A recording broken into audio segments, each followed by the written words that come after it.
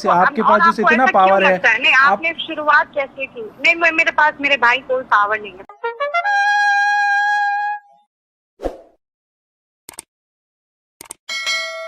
नमस्कार दोस्तों, स्वागत है आपका। आप सब देख रहे हैं न्यूज भारती और मैं आपके साथ मदन मोहन। दोस्तों को भी हमारा ये काम पसंद आता है। अगर आप हमें सपोर्ट करना चाहते हैं तो हमने वीडियो के डिस्क्रिप्शन में अपना लिंक दिया है, वहां जाकर हमें सपोर्ट कर सकते हैं ताकि हम और भी अपना एक टीम बनाकर आप लोगों के लिए जो भी निष्पक्षतापूर्ण, जो सही बातें, जनता की बातें, उसको और ज़्यादा पुरजोर तरीके से उठा सके, रख सके। तो दोस्तों चलिए राजधम शुरू करते हैं। और दोस्तों इसी करीब हम बात करेंगे ज्योतिरादित्य सिंधिया की। अमित शाह से मिले ज्योतिरादित्य, मंत्रिमंडल को लेकर चर्चा की। भैया ये प्राणी किस मिट्टी का बना हुआ है? ये बंदा तो बोला था कि हमें जनता की सेवा करनी है और छटपटा रहा था जनता की सेवा करने के लिए। क्या हो क्या गया? अरे भैया जब पूरी मानव जाति ही खतरे में है तो सत्ता की इतनी लोलुपता? शर्म आनी चाहिए ऐसे राजनेताओं को जो जनता की सेवा के नाम पर इस तरह की घिनौनी करतूत करते हैं। शर्म आनी चाहिए आप जैसे लोगों को। बहरहाल दोस्तों अब हम बात करेंगे रूबिका लियाकत जी का। रूबिका लियाकत जी को सऊदी अरबिया से एक बंदे ने फ़ोन किया और उन्हें उनकी पत्रकारिता की असली पाठ पढ़ाई। तो और ज़्यादा टाइम लिए बिना हम आपको सीधे सुनाते हैं कि उस बंदे ने रूबिका लियाकत जी से क्या बात किया। गौर से सुनिए और देखिए कि रूबिका लियाकत जी का चेहरे का रंग और मेकअप कैसे उस बंदे ने उतार लिया। हेलो जी रूबिका जी बात कर रही हैं? बोलिए। रूबिका जी प्लीज़ मुझे 2 मिनट बात करनी है आपसे। फ़ोन ना कट करें आप। अगर आप में वाकई इंसानियत बाकी है तो फ़ोन ना कट करें, बस सुनिएगा मेरी बात, ठीक है? आप क्यों इस तरह से जहर फैला रही हैं अपनी जर्नलिज़म के ज़रिए से? अल्लाह ने आपको इतना बेहतरीन मौका दिया है लोगों की खिदमत करने का।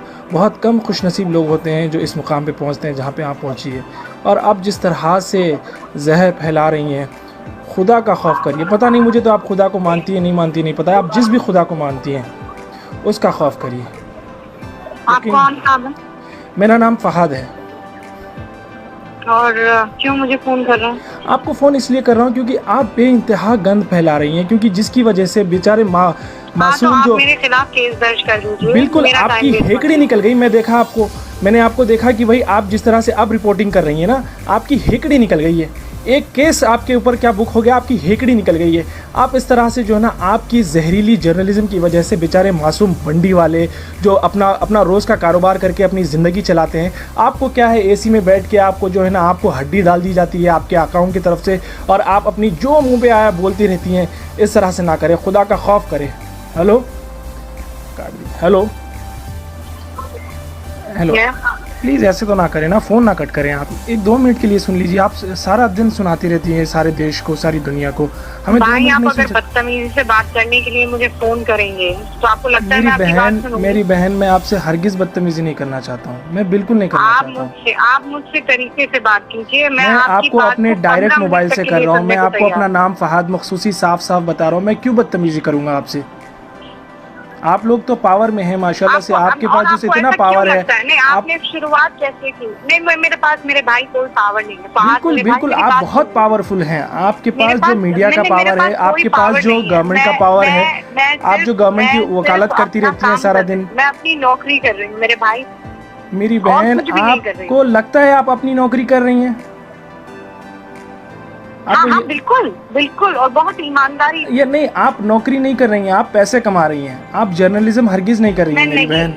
आप सिर्फ पैसे कमा रही हैं। आप ऐसे बात करेंगे तो आप कैसे चाहेंगे कि मैं आपसे बात करूं? मुझे ये बताएं। आपको नहीं लगता seriously end of the day आप जब घर पे जाते हैं, आप जब टीवी खोल के देखते हैं, आपकी वजह से जो है ना, जिस तरह से गंद मच रही है। आज मासूम जो ठेले वाले खड़े नहीं हो पा रहे हैं। आज दिल्ली में, यूपी में, इंदौर में क्या हालत हो गई है पता है आपको? सुन लीजिए ना, मेरी बात सुन लीजिए। जी मेरी बात सुन लीजिए। आप कहाँ रहते हैं? मुझे मैं सऊदी अरब में रहता हूँ। मैं सऊदी अरब में रहता हूँ। कहाँ? सऊदी अरब में रहता हूँ मैं। सऊदी अरब में रहते हैं? जी हाँ। मैं वैसे इंडियन हूँ, मैं इंडिया में ही रहता हूँ।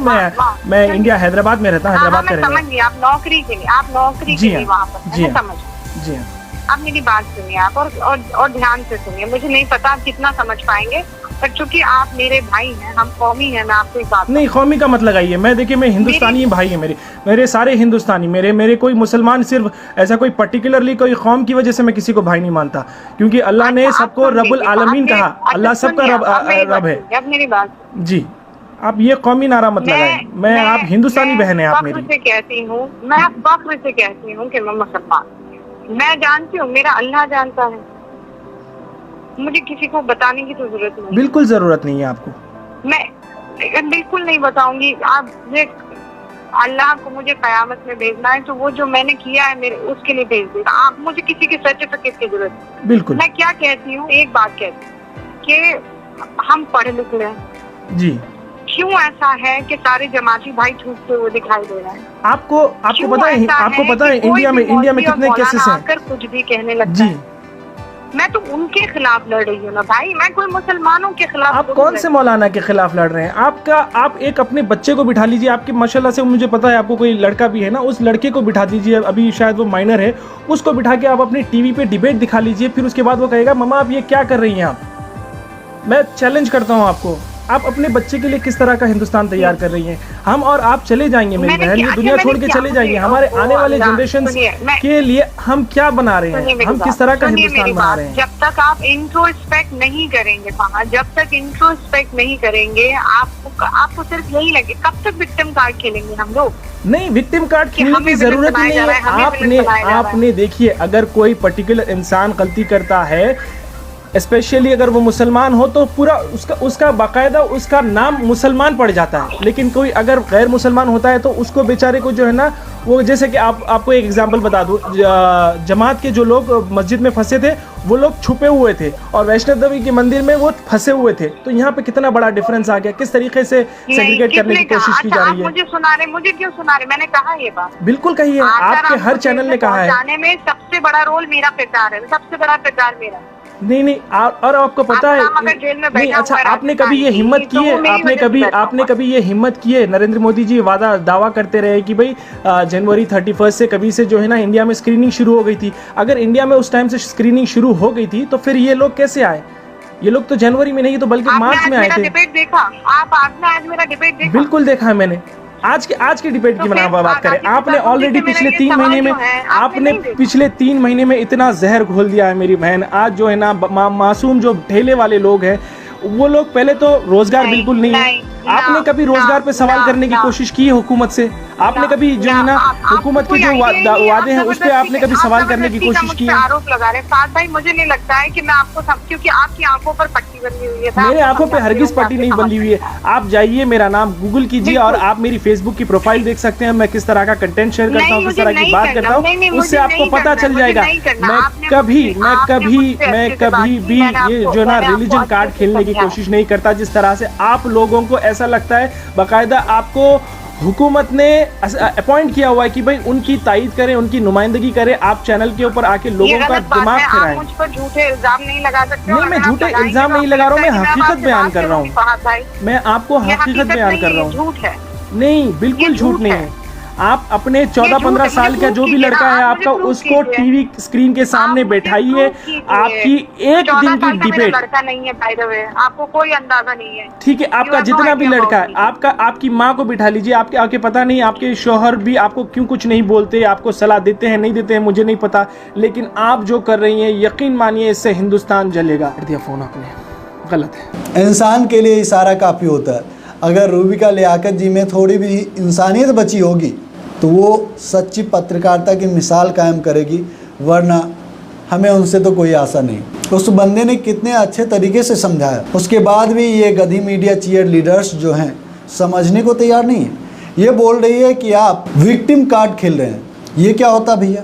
सबसे बड़ी बात मैं आपको बता दूं कि इन्हें अच्छे तरीके से ब्रेन वॉश किया गया है।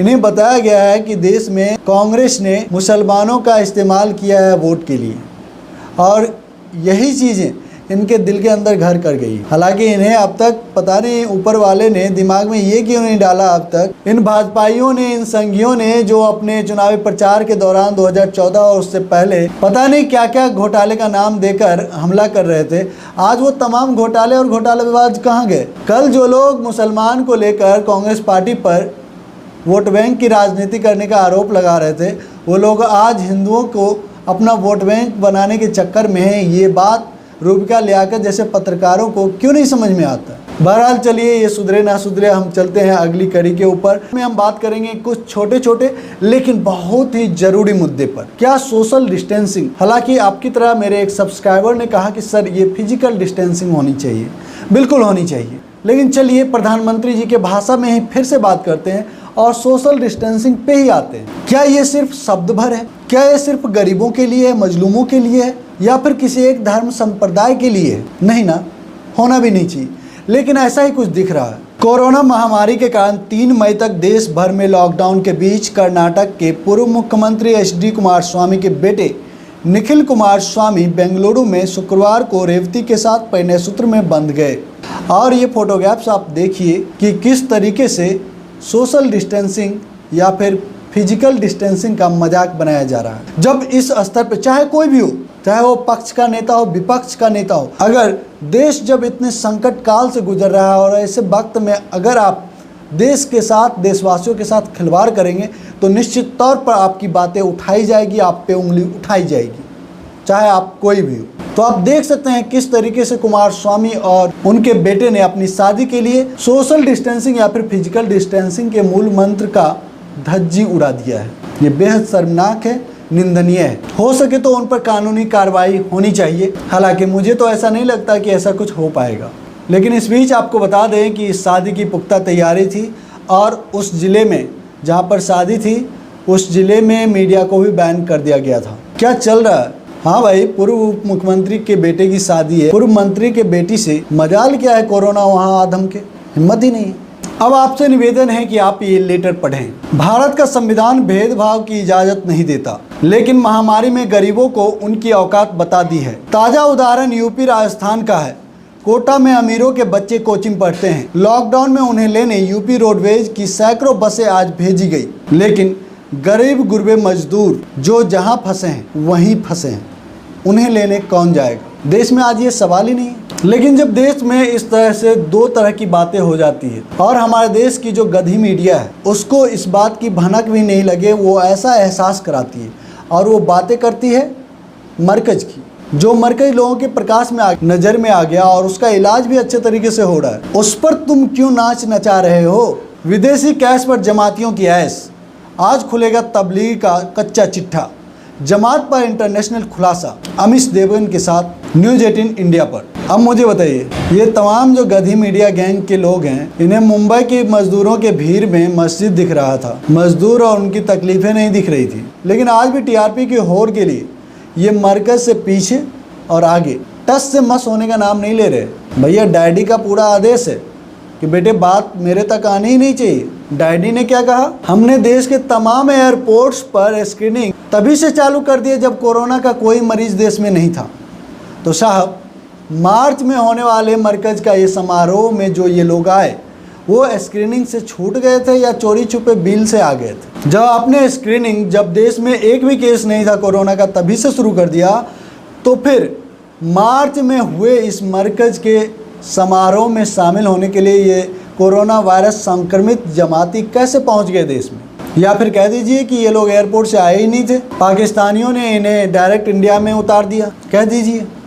लेकिन उस पर ये गधी मीडिया बात करेगी ही नहीं। जी हाँ, अब मैं गधी मीडिया ही कहूँगा, क्योंकि गोदी मीडिया तक बात ही नहीं है, ये गधी मीडिया है। लेकिन इस मामले में मेरा एक ही संदेश है, मौलाना हो या पंडित हो, मौलाना हो या पंडित हो, जो गलत करे वो दंडित हो। अगर मेरी इस बात से आप भी सहमत हैं तो हम बात करना चाहेंगे पत्थरबाजों से, उन बेशर्म और महामूर्ख लोगों की बात करने जा रहा हूँ जिन्होंने पिछले दिनों, आपने देखा, पूरे देश से घटनाएं सामने आई।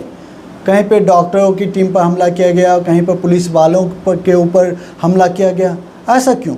आप तमाम साथियों से निवेदन है कि अगर आप भी उन इलाकों में हैं, अगर वैसे इलाके जहाँ पर इस तरह की घटना हुई है और आप वहाँ से हैं, तो आपसे निवेदन है कि लोगों को जागरूक करें, क्योंकि ये डॉक्टर्स अपनी ज़िंदगी दांव पर लगाकर संक्रमित लोगों को पहचानने के लिए, उनका इलाज करने के लिए, उनकी मदद के लिए जा रहे हैं, ना कि आपके ये दुश्मन हैं और ये पुलिस वाले। अब आप मुझे बताइए कि लोगों को पीटने से लोगों को दर्द होता है, चलिए ठीक है, दर्द होता है, लेकिन क्या ये बताइए कि अगर आपको ही कोई पीटने के लिए रखे नौकरी पे, तो क्या आपको पीटना अच्छा लगेगा? नहीं ना, आप भी इंसान हो ना। उन पुलिस वालों के घर में भी उनकी बीवी बच्चे हैं, कभी भी उन पुलिस वालों को लोगों को लठ लगाते हुए मज़ा नहीं आता। इतना आपको समझ लेना चाहिए। चाहे कोई भी हो, अगर इस तरह की गंदी हरकत करते हैं तो आपको इंसान मानने के लिए मुझे 100 बार नहीं, लाखों करोड़ों बार सोचना होगा कि आप सच में इंसान हैं। चाहे वो किसी भी धर्म के लोग हों, तमाम पढ़े लिखे युवाओं से मेरा आग्रह है, निवेदन है, विनती है, प्रार्थना है, अपने आसपास के लोगों को जागरूक करें। उन्हें बताएं कि डॉक्टरों की टीम आपके इलाके में कोरोना फैलाने नहीं बल्कि कोरोना से बचाने के लिए आ रहे हैं। उनका सहयोग किया जाए, इसी में हमारा हित है, हमारे समाज का हित है। आज जो लोग हिंदू मुसलमान कर रहे हैं, उन्हें मैं पूछना चाहता हूँ कि क्या ये कोरोना जब विकराल रूप धारण करेगा तो क्या किसी एक धर्म विशेष के पीछे ही पड़ेगा? ऐसा तो नहीं है ना भाई, पूरे मानव समाज के लिए खतरा है। दोस्तों, इस टॉपिक पे इतना ही, लेकिन जाते जाते चंद लाइनें। रामायण में लक्ष्मण जी के मूर्छित होने पर श्री राम भगवान भी दवाइयाँ मंगाई थी, मगर ताली थाली बजाने को नहीं बोला था। ये मैसेज उन तमाम अंधभक्तों के लिए है। तो इस टॉपिक में इतना ही। अगर हमारा ये वीडियो आपको अच्छा लगा तो वीडियो को लाइक कर दीजिए, शेयर जरूर कीजिएगा। और जो दोस्त पहली बार हमारे चैनल न्यूज़ भारती पर आए हैं, आपसे निवेदन है कि हमारे चैनल को सब्सक्राइब कर लें और बेल आइकन को जोर दबा दें, ताकि हमारा हर एक वीडियो सबसे पहले आपको मिले। जय हिंद, जय भारत, जय संविधान।